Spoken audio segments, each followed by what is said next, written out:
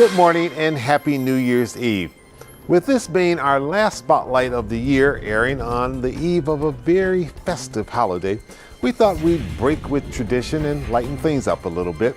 Today, the cultural arts through the eyes of Oliver Ragsdale Jr., president of Detroit's Carr Center. And later, the intergenerational Carr Center Jazz Ensemble. It's Sunday, December the 31st. I'm Chuck Stokes, and this is Spotlight.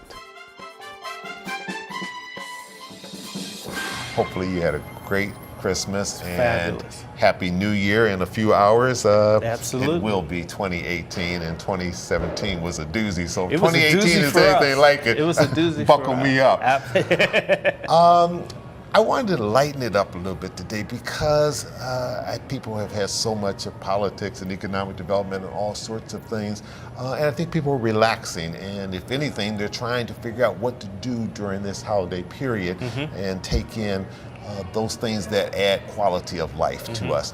And the Carr Center is certainly one of those entities in the city.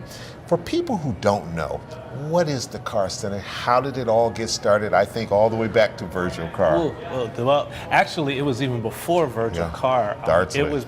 The Arts League of Michigan was founded in early 1990s, and so we're into our 27th year this year, and it's just been it came together initially with Brazil Denard and Don Vest from Broadside Press and Donald Walden, Detroit Jazz Orchestra, Harry McTerry with the Detroit Metropolitan Orchestra, as a cooperative for African American arts organizations, a way that we can work together and help to make things happen for the betterment of the community. It evolved into a community organization where we were doing education programs, concerts, visual art exhibitions, and then in mid-2009, we created the Virgil Carr Center. Virgil was the chair of our board, and as you know, he was the president and CEO of United Way. Yes, he was, and highly respected in that position. Tremendous man. And left us much too young. Yeah, absolutely. But the Carr Center became a legacy project for him and for what he had contributed to the community, with the idea that the organization would continue to contribute to the community and impact the community. We moved into a building in Harmony Park, and during 2017, we moved out of that building. And that was a vintage building. It was an old building. You guys brought it back to life? Yeah. When we moved into the neighborhood, it was about 30% occupancy, and when we left, it was 100% occupancy. We did over 4,000 events and activities and classes during the 9 years that we were in the building. A lot of activity in the park. We were doing 50 concerts a year in the park, and just a very vibrant opportunity. When we moved out, we were unable to find a building that could house all of the things that we wanted to do at the same time. So we created this new idea called the Network of Community Hubs. So we're actually in 7 different locations. All across the the city and in the suburbs, with a partnership with Christ Church Cranbrook in Bloomfield Hills, where we're doing 3 performances this year. We're in Southwest Detroit at St. Anne's Church. Plymouth Educational Center, where our education programs happen, the Garden Theater, where our major concerts take place, Garden Theater and First Congregation Church, both along Woodward in Midtown. And then we're anchored with a gallery space right here in downtown, 1505 Woodward, and our administrative offices are at the Hannon House, which houses a lot of nonprofit organizations. So Oliver, what was the thinking when the board and you sat down and said, we're going to sort of change the structure? Was that because, one, the city and the region is changing, and that spreads you more out into the community so you get almost closer to the people? It was a combination of at the last minute, we didn't have a space we thought we were going to, and we needed to come up with something relatively quickly that maintained the stability of the organization and could keep us moving forward. Sure. But at the same time, let's look at a different model that gave us the opportunity to, as you say, reach and not outreach, but reach into the community and to be a part of the community. And the real novel approach was the Bloomfield Hills Hills location and the opportunity where we could take world-class African American artists and reach into into that particular community and build and create even greater awareness and understanding. All right, we need to take a little break. When we come back, I want to talk about big names in the music industry like Dee Dee Bridgewater, Debbie Allen, and so many others, and the impact that they're having on the Carr Center and the city of Detroit and the Southeast Michigan region. We'll be right back with Oliver Ragsdale Jr. Stay with us.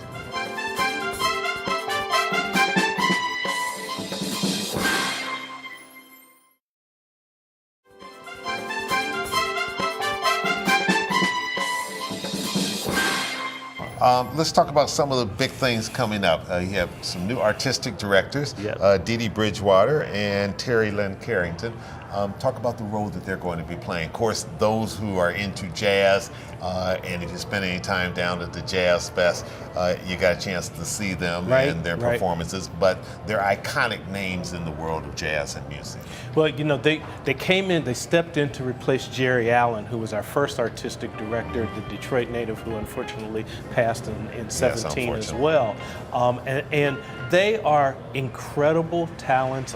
Dee Dee was just awarded the National Endowment for the Arts Jazz Master Award and the Humanitarian Award from ASCAP just a week ago, presented by Paul Williams. And we should say she's originally from Flint, Michigan. From Flint, and so it's a sort of coming home again in many ways for her.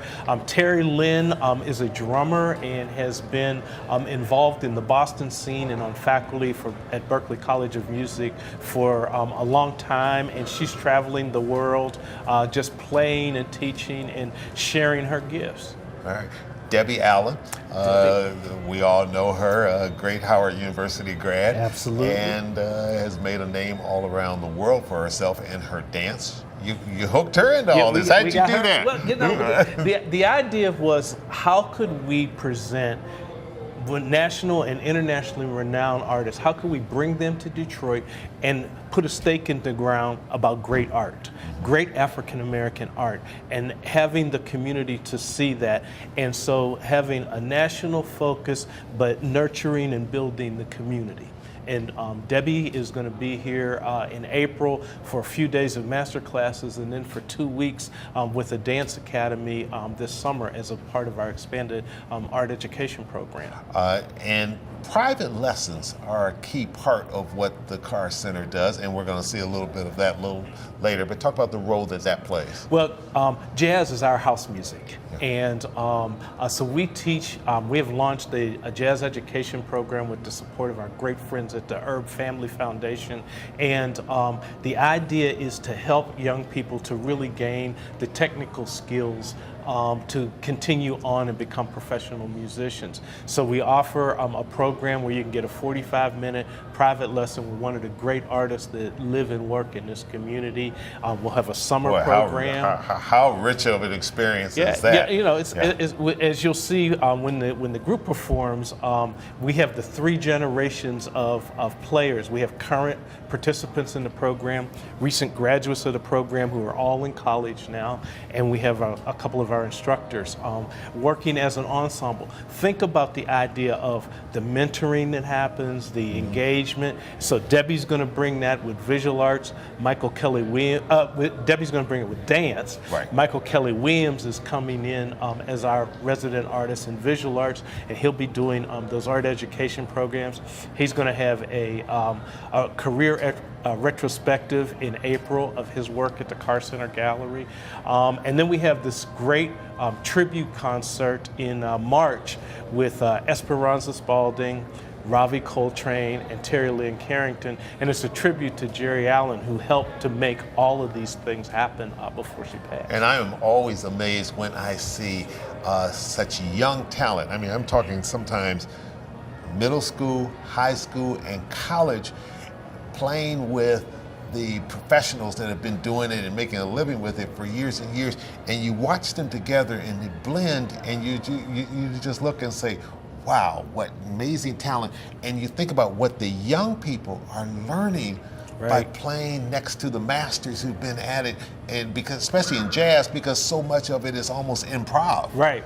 You know, they have that concept of the cell phones where you touch one cell phone and you transfer the information. Yeah. That's sort of the same idea that happens in these ensembles. As a matter of fact, we have a special holiday special. If people watch and go to our website and sign up to get on our email list or check our website, you'll find a special notice about a deal just for your viewers that they'll see on New Year's Day. All right, very good, and they'll appreciate that. We're going to take a break. When we come back, we're going to go to Southfield in our main studio there, and you will get a chance to see some of this amazing talent that Oliver Ragsdale has talked about for the last several minutes here. Don't turn that dial. I guarantee it's going to be a great way to end 2017 and begin 2018 on a musical note.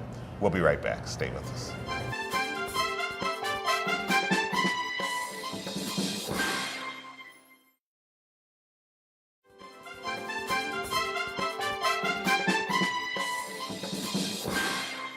And welcome back to Spotlight. We're now in our Southfield studio. Oliver and I promised you a very special treat on this New Year's Eve, and we have with us the Carr Center Jazz Ensemble. And absolutely, you're always ready to clap. Always. Who do we have here, Oliver? We have a set of musicians, 3 generations of musicians, if you will, instructors, former students in our program and current students in our program, led by John Douglas, who is the jazz ensemble, jazz program coordinator and the lead instructor. I'm a trumpet player, born and raised in Detroit. Detroit Public School product, University of Michigan. And I hooked up with the Carr Center about 8 years ago. And we have a wonderful developing and budding relationship. Would you introduce the members of the band and tell us a little bit about each one? Okay, we'll start with Mr. Butson on the piano. He's the piano instructor, fine arranger, world-class musician, along with his wife, Ursula Walker. Buddy Butson on piano. We'll move to the back row here. We have Rodney Bonner from the Bonner clan or the Bonner family on bass. Several of his family members were also members of the program. He is currently freshman at Schoolcraft College. Okay, then moving along here on the drums, we have Michael Tariq Gardner. He is, well, I consider him one of my peers because he's in my band now. But he's a senior at University of Michigan. What were you? What was your position? I was a Summer Arts Education intern for the Carr Center program here. Excellent. And then we'll move to the front row. We have B.B. Sewell, a current student on piano. What are you, sixth grade? Seventh? 8th grade? Okay. Eighth grade? 8th grade. Wonderful. Wow. And then another former student, Jeffrey Trent, on tenor saxophone, and he's a sophomore at junior at Wayne State University. And another current student, Christian Brown, trumpet player. All right. Where are you in school, 6th Chris? grade. I'm in 9th grade at Frank Jeanette Junior High. All right, excellent, very good. All right, we're waiting to hear this generational band. You're going to play for us first. First selection is going to be White Christmas. White Christmas, all right, a true favorite. Indeed. All right, good luck.